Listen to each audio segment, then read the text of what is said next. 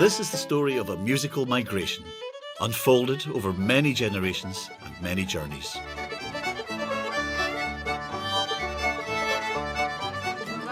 Of songs and tunes that left Scotland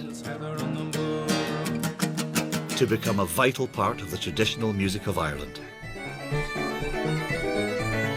For over 40 years, music has taken me all over the world. In this series, it's going to take me from Scotland to Northern Ireland and beyond. I'm going to follow in the footsteps of pioneers that took their music to America's furthest frontiers. Good morning, Captain. Wish me luck. I'll explore how it mixed and mingled with different traditions and new rhythms.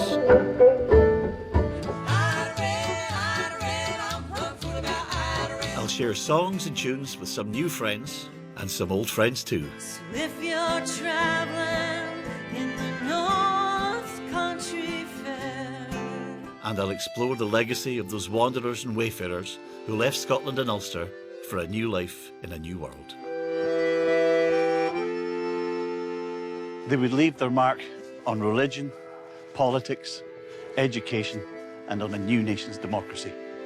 But I'm here to trace and to celebrate their influence on what I would consider to be one of America's greatest gifts to the world, the music.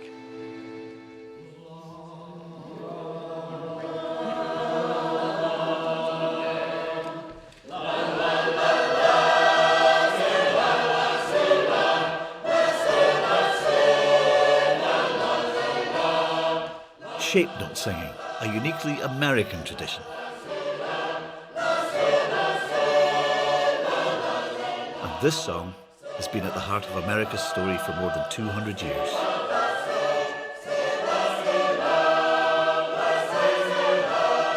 Born out of folk tradition, it became a hymn about life's journey.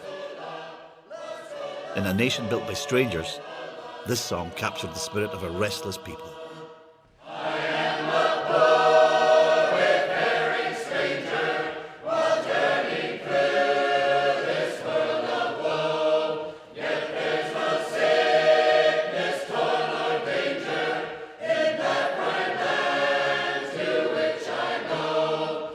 Poor wayfaring stranger. He's somebody who's unknown because he's left his family. He's left all of the people that he's known behind him, and he's in a strange and foreign land.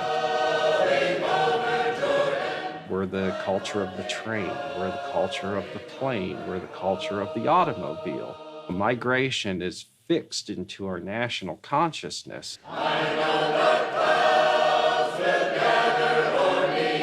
Wayfaring Stranger is one of those songs about travel and longing and death. We're all walking in the same direction, and the longing you feel for those who have gone before and that deep desire to connect with them, that's a universal feeling, and that's the power of that song. Wayfaring Stranger certainly is a hymn about traveling through life. Music is a journey itself. The act of music happens through time. It's something rooted in our past and our history, but it's also something translatable to anybody, anywhere.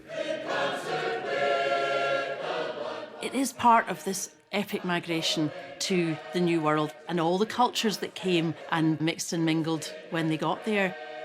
If you were to look for just one song that captured up the feel of some of that, I think Wayfaring Stranger would be a good candidate.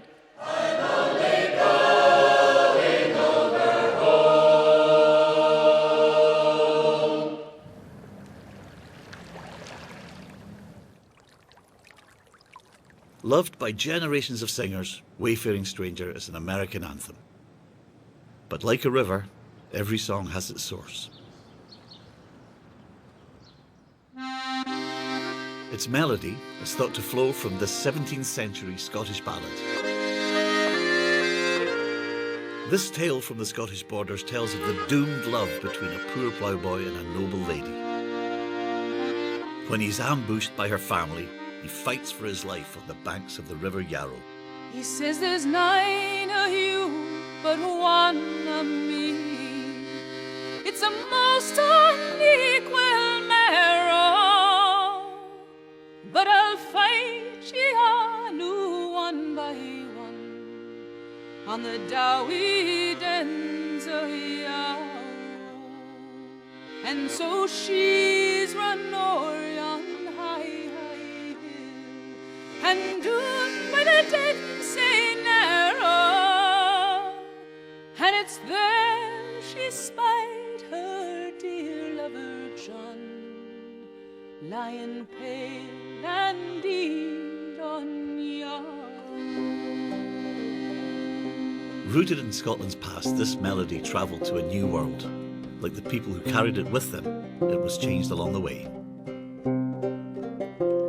I am a poor wayfaring stranger, traveling through this world alone. There is no sickness, toil, or danger in that fair land to which I go. I'm going home to see my mother. I'm going home, no more to roam. I'm just going over Jordan. I'm just going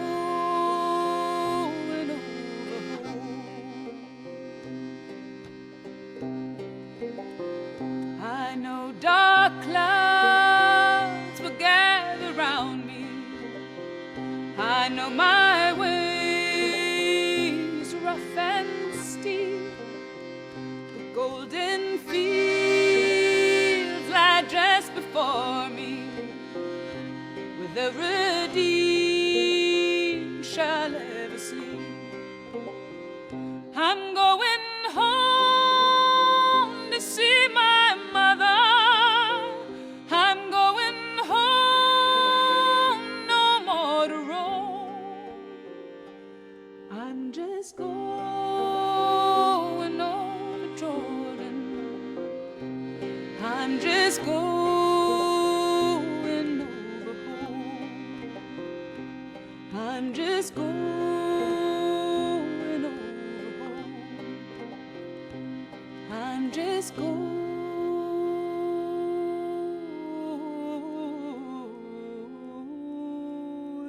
over home. A new home and a brighter future was what many thousands of Scottish and English settlers hoped to find in the northern part of Ireland in the 17th century.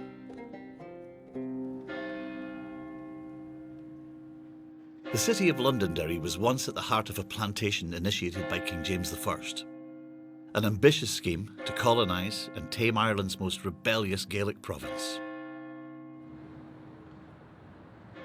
For huge numbers of lowland Scots, Ulster became the promised land, a chance to escape poverty at home.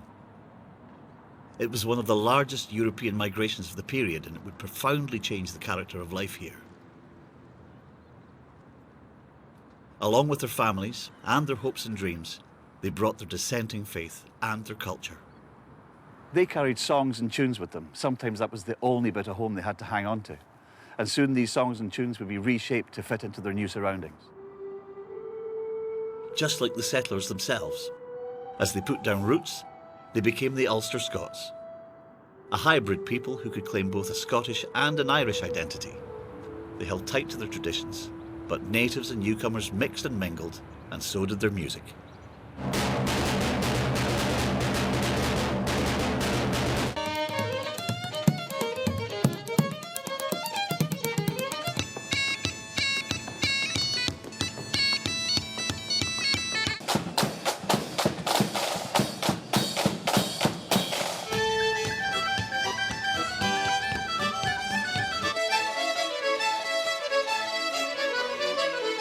It's clear that those who settled in Ulster from Scotland would have brought elements of their culture with them, whether songs and ballads, bagpipe, and later fiddle tunes, or metrical psalms.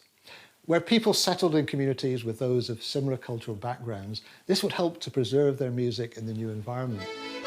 But at the same time, they would also come into contact with people from different traditions at fairs and markets, and tunes would start to leach across the communities.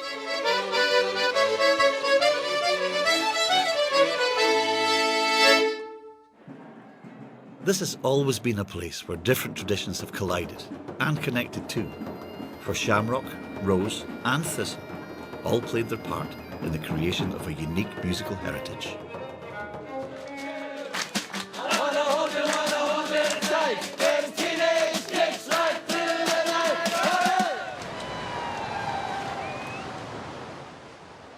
At the closest point, there are just 12 miles between Scotland and Ulster. We've always been part of one another's story. We're looking at 8,000 years of comings and goings between Ireland and Scotland across that narrow stretch of water. And the bringing of traditions, the bringing of language, ideas, songs, music, fish, whatever it was, they were trading back and forth. It was one big cultural domain, really. Saints and sinners, scholars and sailors, singers and musicians too. Who knows how many songs and tunes came with them across the narrow sea? And nothing was as easy carried as a ballad. Folk songs in English and Scots that were as adaptable as the people that carried them from one country to another.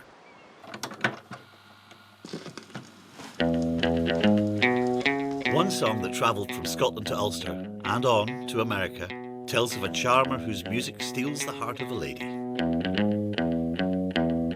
Known as the Raggle-Taggle Gypsy in Ireland, by 1750 he had made it to America and changed his name.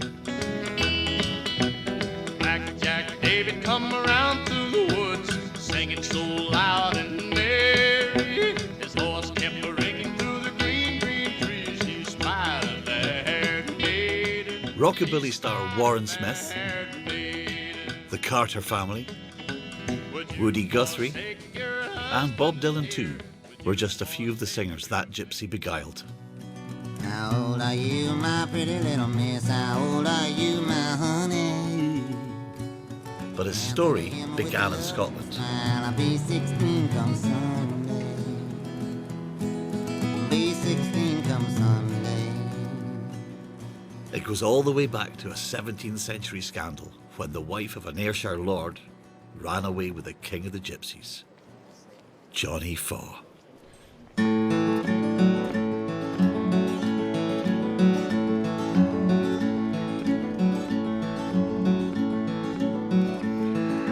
Gypsies come to Uhud, but they sang Bonnie O, and they sang say neat and say complete, they stole the heart of the hate. And she come trooping down the stair, the maidens twa before her row, and when they saw her real forward face, they cast their spells of terror. She's kicked off her high-heel shoe, made her Spanish leather robe, and the war she's gained with young Johnny Faw across the rocks in the heather.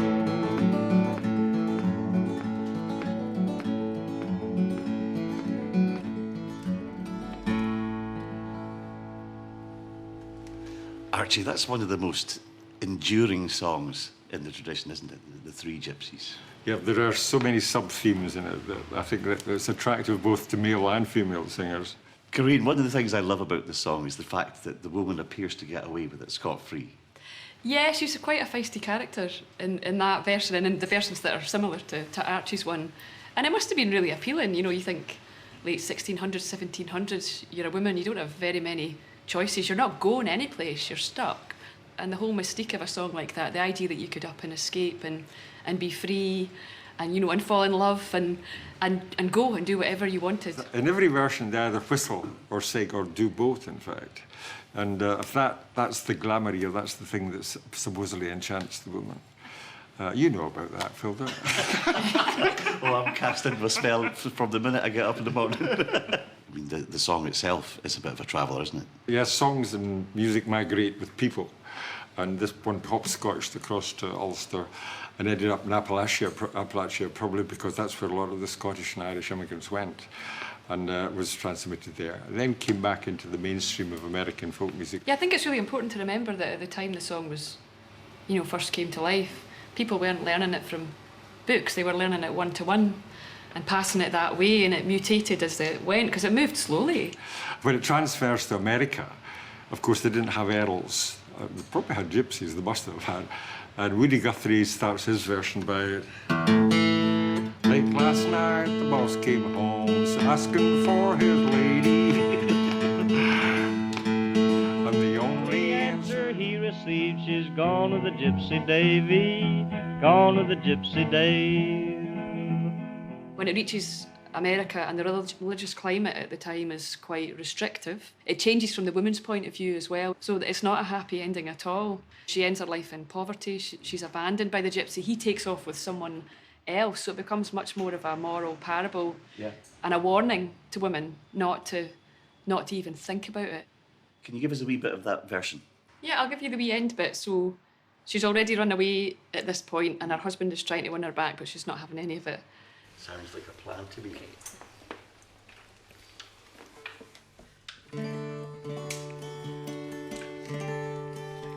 Okay? Yep.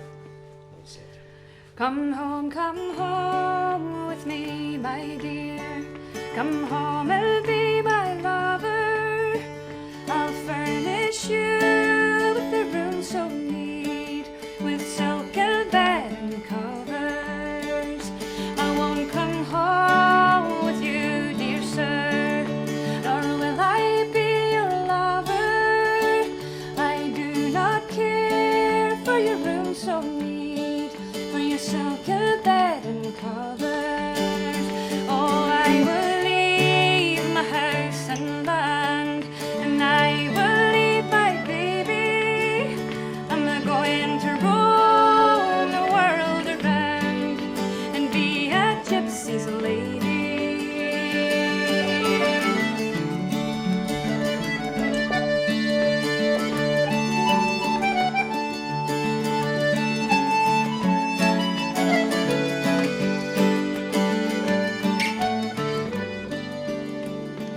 Oh, soon this lady changed her mind. Her clothes grew old and faded. Her hose and shoe fell off her feet and left them bare and naked. Just what befell this lady then, I think it worth relating. Her gypsy found another lass and left her heart breaking. In all the many versions of this song, it's music that gives the wanderer his seductive power.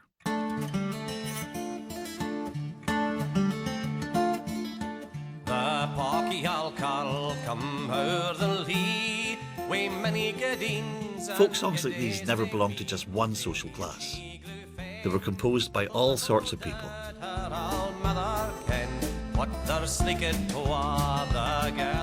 We know of one 16th century nobleman, a songwriter, who liked to wander the streets disguised as a humble musician. Well, between the twa was made a plot, they'd rise a wee for the cock, and while Like the gypsy, he was a charmer too, who fathered several illegitimate children. He called himself the good man of Ballingeech, but his poor clothes concealed his true identity. Built on a great crag of volcanic rock, Stirling Castle is one of the splendid palaces of the Stuart kings. And here is that notorious songwriter, the good man of Ballingeech himself. He was, in fact, King James V of Scotland.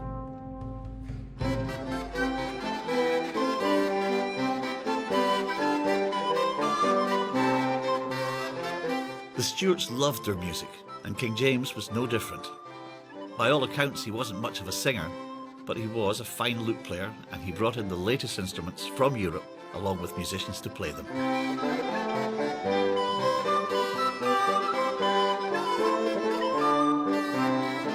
He was a Renaissance man. He was a man that saw Scotland as a real part of that great European cultural movement. Just imagine, in the early 16th century, these halls would have been just buzzing with music. Now there's a gig for you.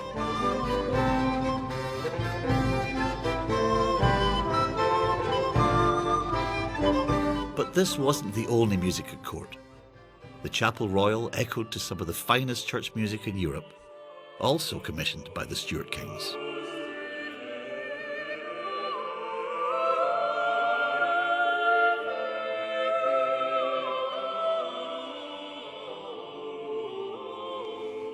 These angelic harmonies were designed to lift your thoughts to heaven.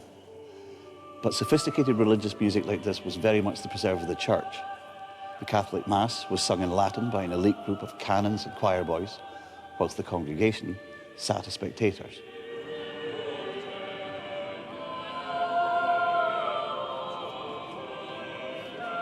There would soon be no place for this beautiful music. When religious conflict in Europe created a new religious movement, passionate reformers renounced the Pope's authority and Scotland became a Protestant country. The pomp and ceremony of the Catholic Church was condemned. Its rituals, arts, and its ornate music were seen as a barrier between man and God that had to be cast aside.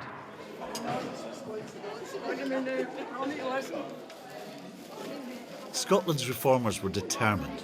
The Lord's people would now sing for themselves.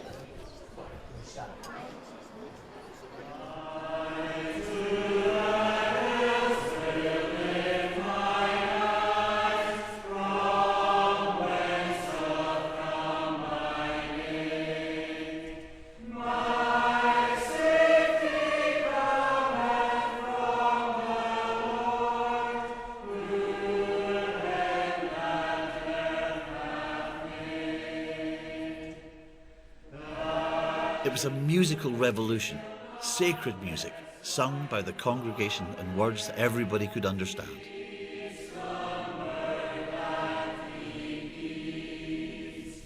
French theologian John Calvin, whose teachings became the cornerstone of Scottish Presbyterianism, believed that worship should be based solely on the Bible. He found what he needed to sing God's praise in the Old Testament.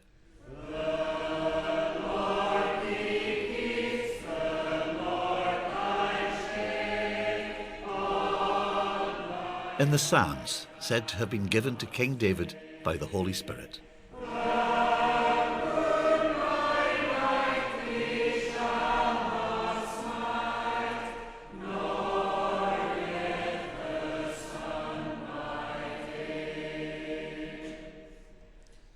For Calvin, this book was an anatomy of all parts of the soul.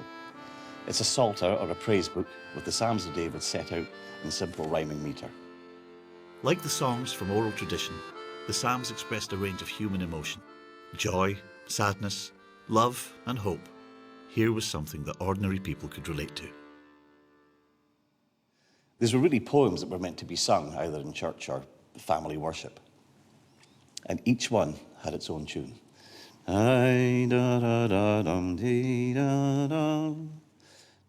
These tunes were easy to remember. They all shared the same strict metre, something which people found instantly accessible. It was a rhythm borrowed from their own ballad tradition.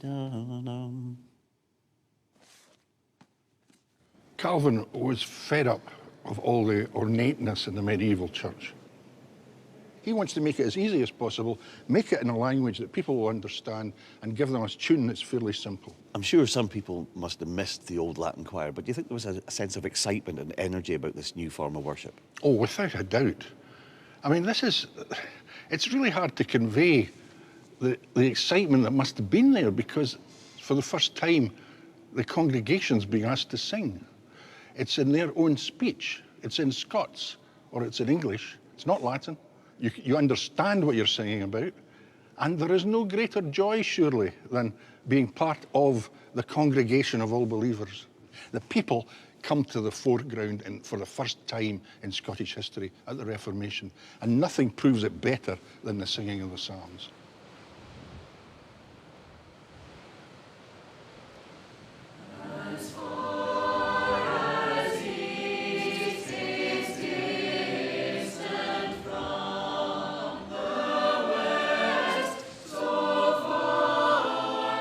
In Ulster too, the metrical psalms and the familiar tunes that went with them became a unifying force.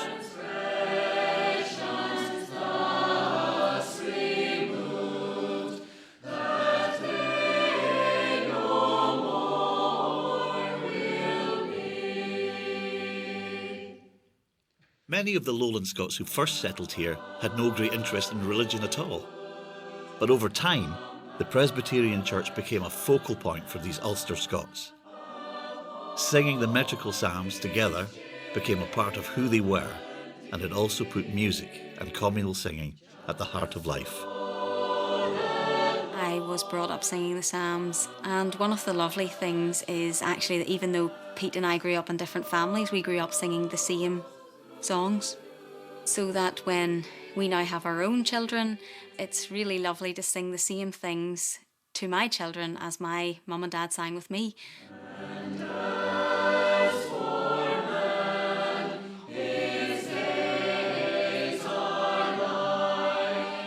In life, there are things which you struggle with and battles that you have to fight, and that's when I guess I turned more to the Psalms for comfort, for encouragement, for strength.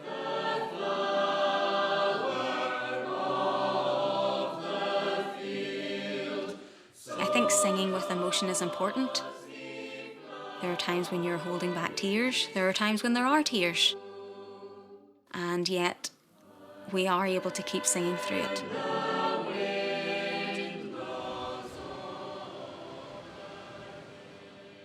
These are the words that have been given to us to sing, and we are offering it to God, emotions and all. Oh my God, oh my God, I trust in you. I trust in you. Let me not be ashamed. Let not my enemies triumph over me.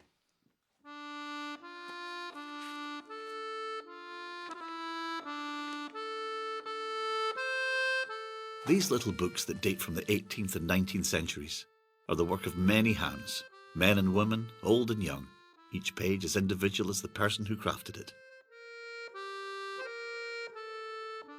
Fa, fa, mi, la, so, fa, so, la. These books are copies of psalm tunes, and they could have been used for singing practice at singing schools. And they are rather beautiful, some of them. That's obviously taken a lot of care, a lot of attention. Yeah. And for a people who are not normally associated with, maybe even suspicious of a lot of visual work, there's an awful lot of effort and art has gone into that. It is rather nice. You can really see the personality or the hand of the person that created them. It goes beyond the music. It goes just beyond the psalms. This is part of the warp and woof of their community. But there was also an attempt to try and, maybe have fun with it as well, or to maybe not use sacred words all the time in it. And there are examples of people making up doggerel verse and popular verse to try and learn these tunes, silly little rhymes, which were often based on individuals or particular points in the local geography. Yeah, have you any examples of that? Funnily enough, there's one with an ill-tempered teacher. When Satan in the days of old the herd of swine destroy, he left one surly board behind. McKinley, you're the boy. It's interesting about the juxtaposition between what you might call the sacred and the secular. I think there have always been kind of two parallel and sometimes competing strands within Ulster Scots, particularly Presbyterianism. There's a strand that can be bawdy and slightly scabrous, and then there's a rather more puritanical strand. The Psalms talk about a community of people, and they're associated with the Old Testament and God's people.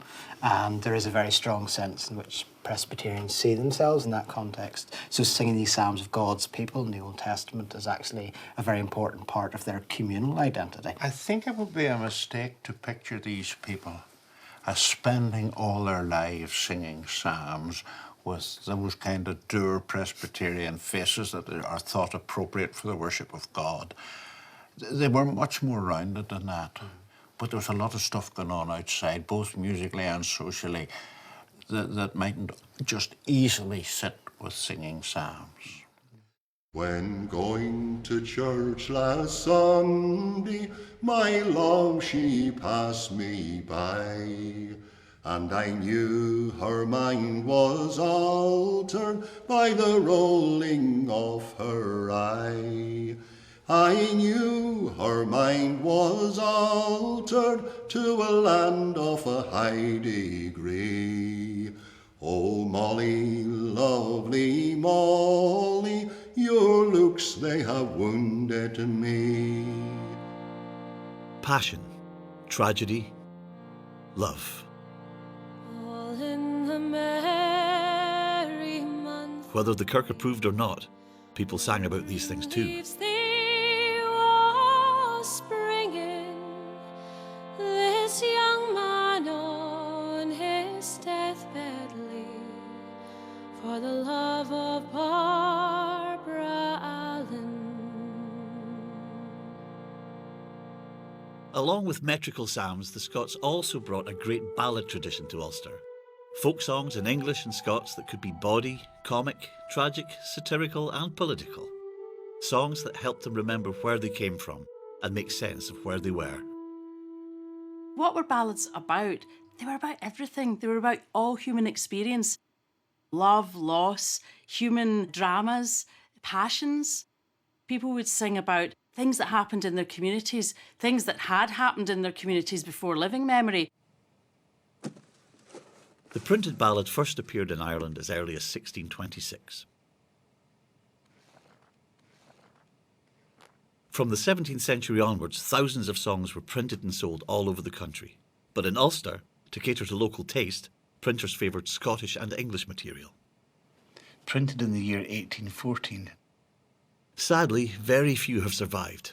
These are a precious remnant from the early 19th century, an echo of a once vibrant trade in popular music.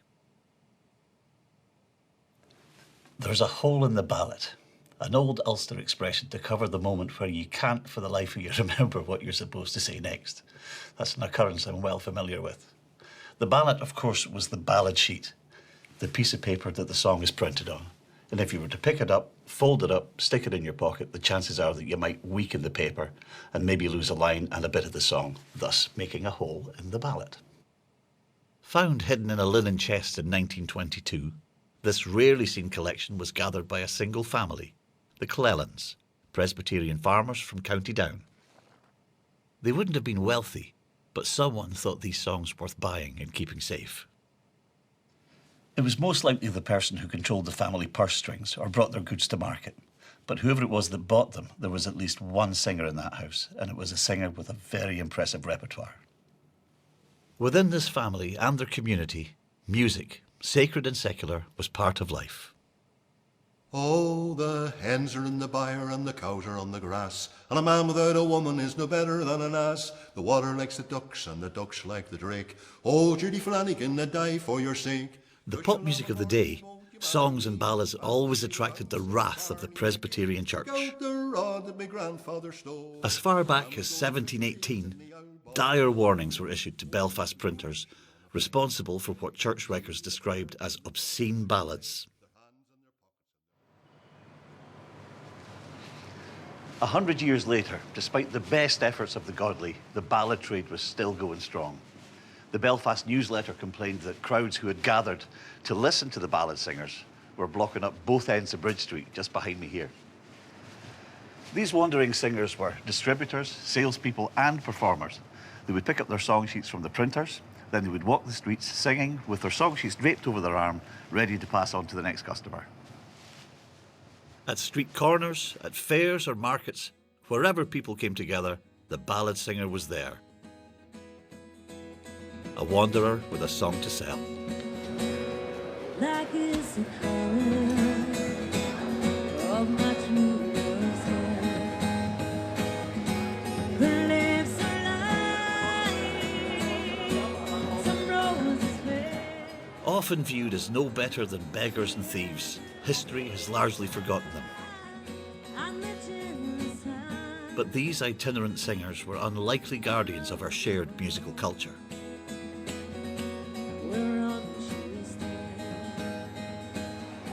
We know about one Scottish singer who worked the Donegal market town of Letterkenny at the end of the 18th century. She was known as a beauty and a fine singer, and her life played out like one of the tragic love songs that she sang so well. She was another respectable lady who fell for a gypsy's charms. By the time she got to Letterkenny, she'd already done time as a thief and a prostitute. But the songs that she sang and shared would become part of both Scotland and Ulster's song traditions. Her name was Jean Glover. Coming through the craigs of Kyle, among the bonny blooming heather, there I met a bonny lassie, keeping all her yows together. O'er the moor among the heather, o'er the moor among the heather, there I met a bonny lassie, keeping all her yows together. That's lovely, such a bonny song. Jean Glover was born in Kilmarnock in Ayrshire, and she was an itinerant and travelling performer. Travelled with a sleight of hand blackguard, apparently. I've met a few of them. Yes. She's somebody that seems to have performed in a number of different locations and could very much hold an audience.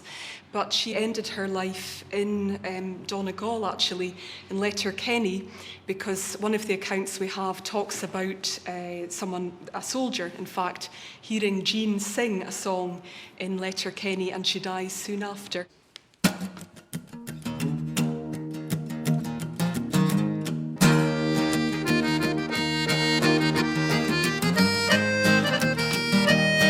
The song Jean Glover sang in Letterkenny is still alive and well.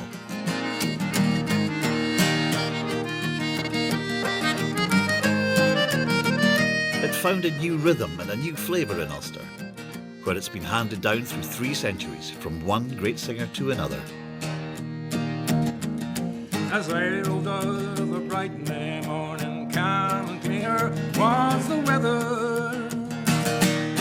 A chance to roam some miles from home among the beautiful blooming heather, and this heather on the moor, over the heather, over the moor, and among the heather, and a chance to roam some miles from home among the beautiful blooming heather, and this heather on the moor. Heather on the Moor is a perfect pop song. As I roved along, There's just 6 little verses, each advances the story a little bit, and the chorus comes again and again and again, and you're driven mad by the time the song's over. You can't stop singing it, you know.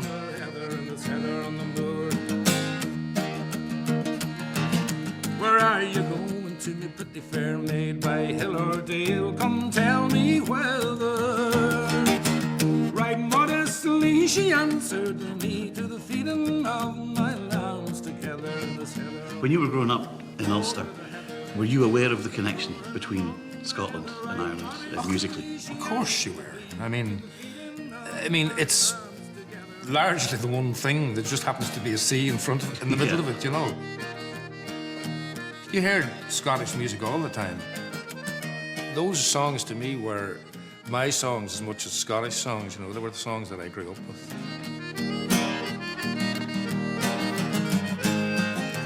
It's been there so long as an instinctive way of communicating. Before anything, I'm sure people were singing about what was happening.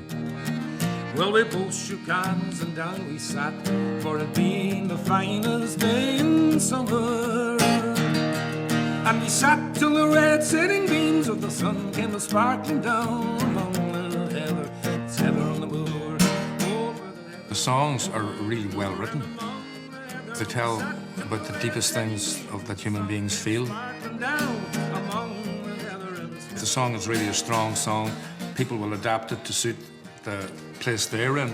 Up she rose and away she goes, and her place and name I know not either. But if I was king, I'd make her queen, the lass I met among the heather, and this heather on the moor.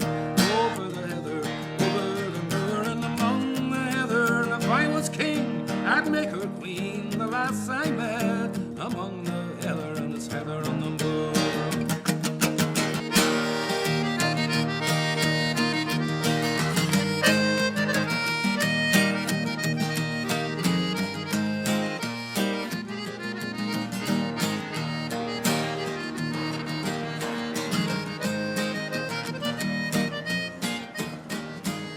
Many who heard Jean Glover sing never knew her name.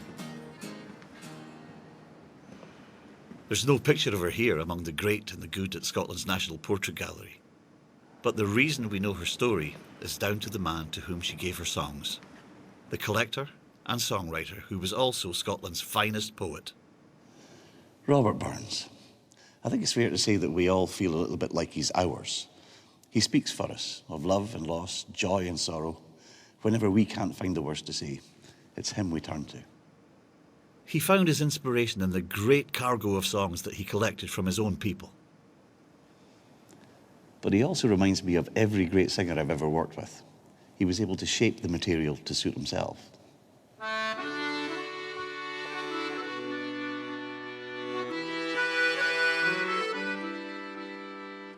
Burns was very much the eager collector. He would find scraps of ballads. He would try to preserve them by expanding them into more complete verses. He would attach them to tunes that he thought they worked quite well with. And he really was a very creative collector.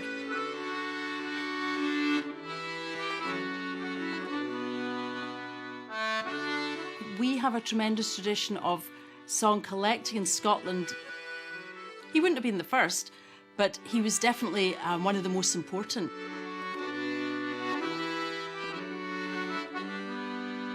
Scotland's rich oral tradition inspired Robert Burns and provided the raw material for songs that are still sung the world over.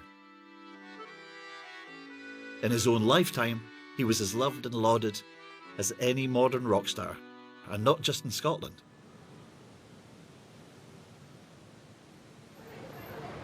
This is Belfast, where granite and sandstone from Ayrshire, Dumfries and Giffnock define the grandest buildings in the city centre. They're a reminder of the industrial and cultural connections that once made this shipbuilding city part of a Scottish world. Here at the Linenhall Library is one of the largest collections of the poems and songs of Robert Burns outside of Scotland. Burns was taken to Belfast, indeed the north of Ireland, very, very quickly. Practically as soon as Burns' work was published in Scotland, it was published in Belfast, it was pirated and brought out here, and a number of his poems were reproduced in local newspapers. Was it important for the people of Scottish lineage to have Robert Burns as a reminder of their Scottish roots? I think this is one of the reasons that Burns becomes so popular here. Burns gives them a sense of confidence and an awareness of their culture.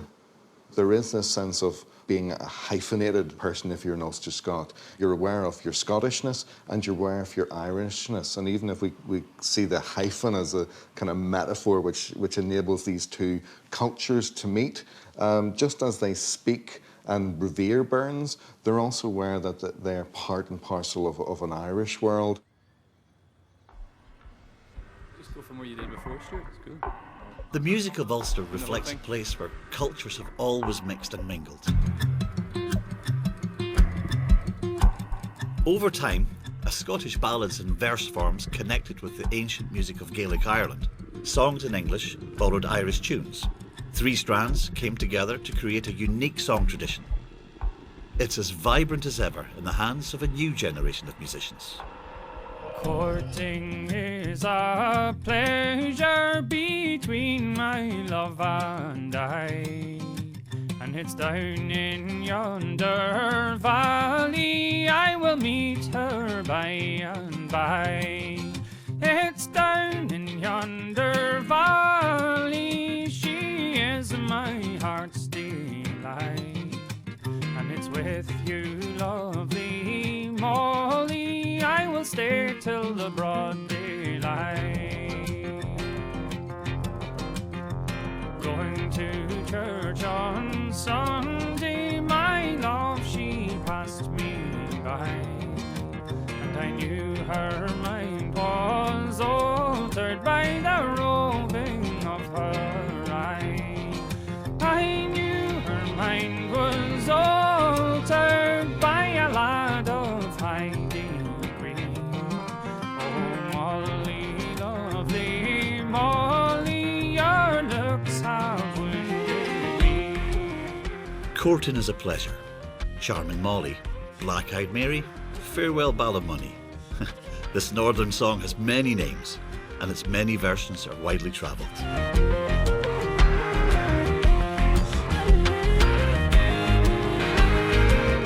The melody is thought to be an Irish take on a Scottish tune with roots in the 17th century.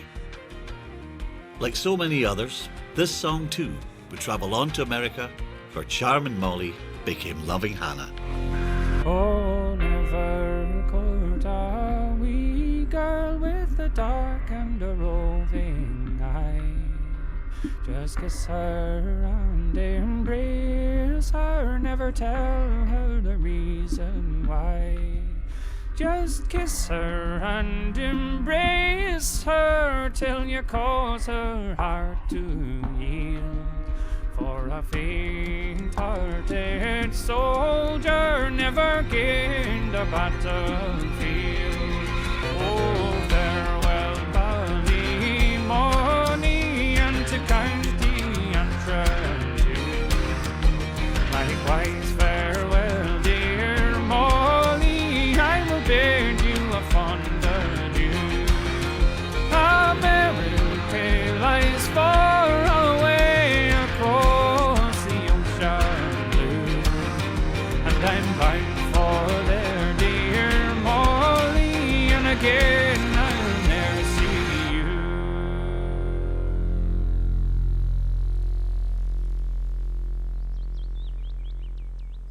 Songs like this one moved freely between Ulster's different communities. But instrumental music, the tunes that people loved to dance to, were also important.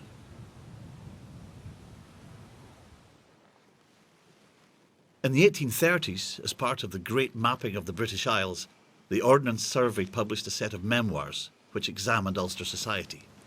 These were observations of life in rural communities, and among the descendants of the Scots settlers who came here in the 17th century, what they found was music, dancing, and fiddles.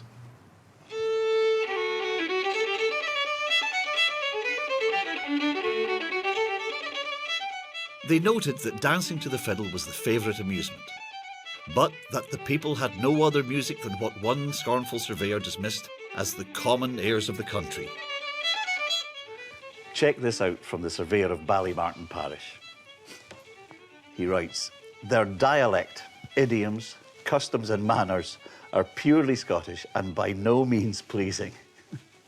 Well, to each his own, but it's a safe bet that among those common airs of the country, there would be some common airs from Scotland.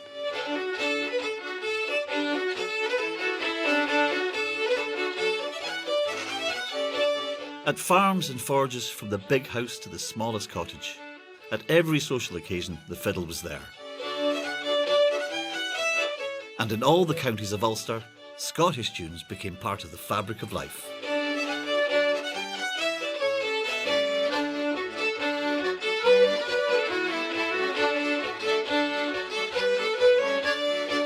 A handloom weaver, like his father before him, John Simpson was just a boy when the Ordnance Survey men were at work in County Down. He was a fiddler too, with a great store of tunes. But his legacy might have been forgotten were it not for musician and collector Nigel Bullier. Gathering 500 tunes and the stories of over 300 fiddlers in County Down, he was able to trace an unbroken line of music that stretched from the 1830s to his own lifetime. In my mind, that's what traditional music is. It's been handed down from one generation to another. When I look back at the 300 odd fiddle players that I was gathering information on, the biggest percentage were actually farmers or farm labourers. A large number of weavers, stonemasons, various trades. The majority were Protestant because it just matches the population. There's a network of Orange Halls around a lot of County Down, and they had a very strong social side of dancing, between dancing classes during the week and then the weekly dance would be on a Friday night. It was quite simple in the halls. You just locked the door and danced all night. The fiddlers were largely working men, but their music gave them status. They moved freely from farmhouse ceilidhs to orange halls and parish dances. The Irish and Scottish tunes they played were common threads connecting different communities and traditions.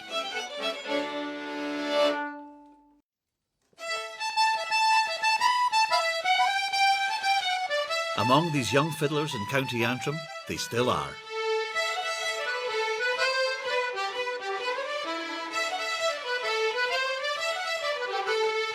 So we play the music of our area and always have done. The Antrim style is quite not open, and it's not ornamented that much. It's quite like the west coast of Scotland.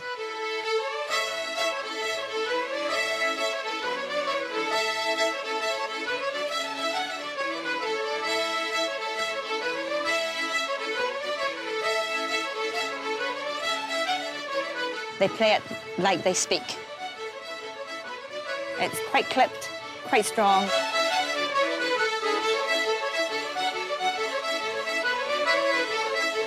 Musical dialect is very important. I think it is. I think it's an identity, and playing it with our own indigenous dialect is very important to keeping it alive.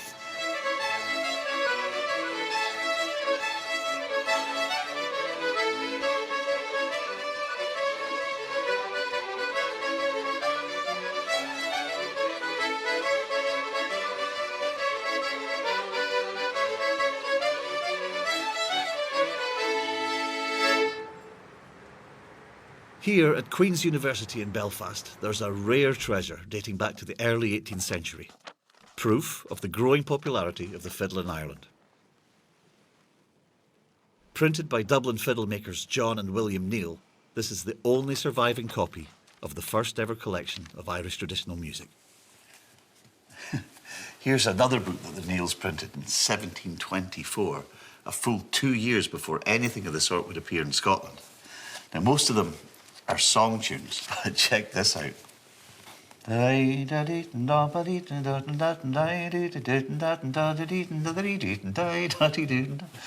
amazing. I know this tune is Jenny Dang the Weaver. It's a reel. The reel was Scotland's gift to Ireland, and it's still the dancer's favourite.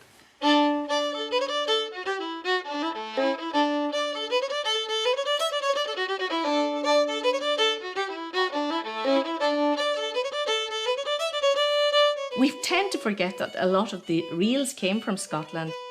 It's just that they've gone into the tradition and people forget where they came from.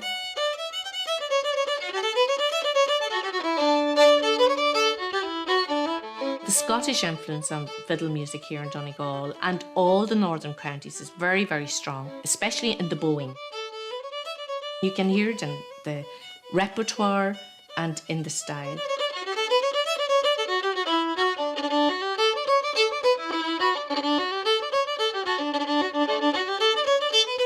The Irish borrowed from everywhere. We borrowed the reel, we borrowed the hornpipe from England, we borrowed the jig, the giga from Italy, but apparently the only native rhythm we have is the slip jig.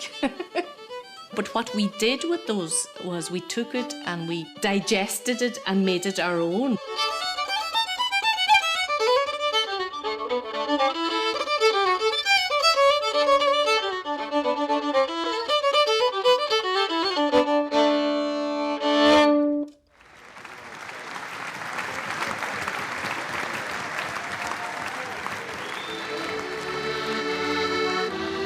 Playing music is a wee bit like travelling in time.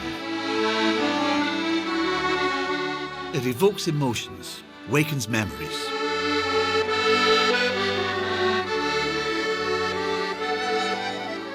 But it also connects us to people and communities who played and shared the music in another time, another place. That's as true today as it must have been for those first Scots who settled in Ireland so long ago.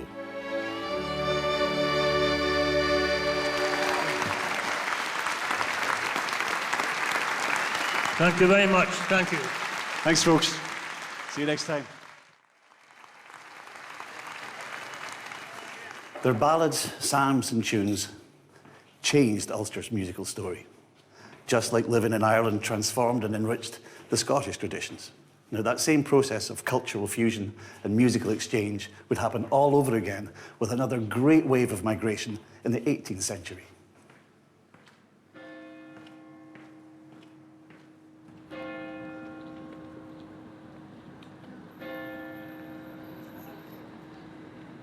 The port city of Londonderry became one of the major points of departure when up to 250,000 Ulster Scots left for America.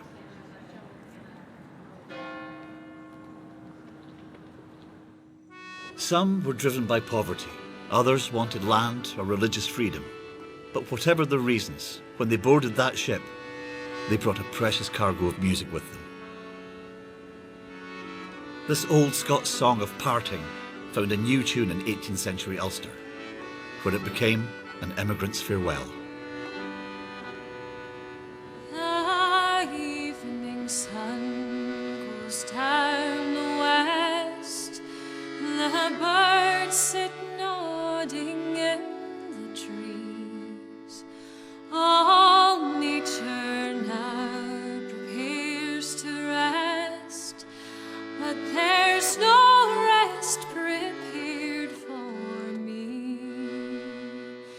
Get necked and joy, get necked and joy, get necked and joy, be with you all.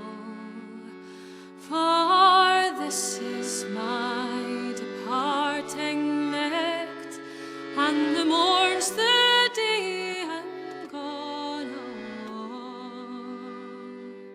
Oh, the comrades that e'er I had, they're sorry for my going away.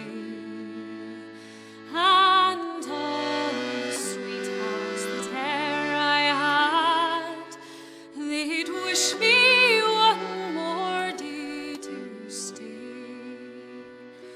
But since it falls into my lot that I should rise and you should not, I'll gently rise and softly call, good night and joy be with you all. Good night and joy be with you all.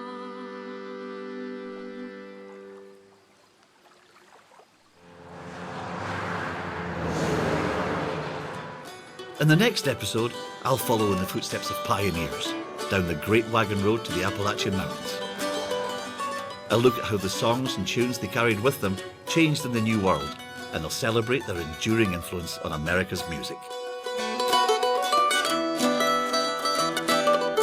And that's next Thursday at 7 here on BBC Two Northern Ireland. Plenty of home truths next. Well, it's one way to get to know your partner better. Alone with the in-laws. Then at 9, The Last Kingdom continues here on BBC Two Northern Ireland.